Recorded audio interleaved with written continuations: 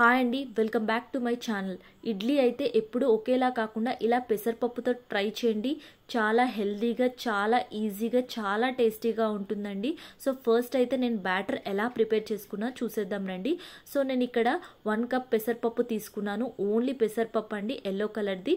అదైతే 2 అవర్స్ అయితే సోక్ చేసి మిక్సీ వేసి ఓవర్ నైట్ అయితే ఫెర్మెంట్ చేశానండి. సో నెక్స్ట్ డే మార్నింగ్ చూడండి ఎంత బాగా పులిసిపోయిందో.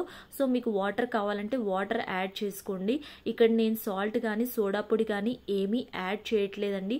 సో కన్సిస్టెన్సీ చూడండి, ఇలా అయితే ఉండాలి. సో ఇలా కన్సిస్టెన్సీ ఉంటే మనకి ఇడ్లీలు కూడా స్మూత్గా ఫ్లఫీగా వస్తాయండి. సో నేను ఈ బ్యాటర్ అయితే ఇడ్లీ ప్లేట్స్లో అయితే ప్లేస్ చేశానండి.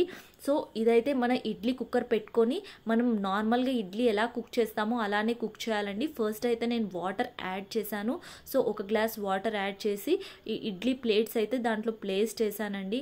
సో నార్మల్గా అయితే నేను ఒక 15 మినిట్స్ లో ఫ్లేమ్లో కుక్ చేస్తానండి. 15 మినిట్స్ తర్వాత ఒక్కసారి అయితే లిడ్ తీసి చూద్దాము ఇవి ఎలా అయ్యాయో. ఇవి చూడండి ఒక్కసారి ఎంత ఫ్లఫీగా, ఎంత స్మూత్గా ఉన్నాయో. ఇది పిల్లలే కావచ్చండి, పెద్దవాళ్ళు కూడా తినచ్చు. చాలా టేస్టీగా ఉంటాయి. ఇది వేడివేడిగా తిన్నప్పుడు అయితే చాలా బాగుంటాయి. సో ఇవి చూడండి ఒక్కసారి మీరు ఎంత స్మూత్గా అనిపిస్తున్నాయో. సో నేను ఇవైతే మా పాపకి 10th మంత్ నుండి పెట్టేదాన్నండి. చాలా స్మూత్గా ఉంటాయి.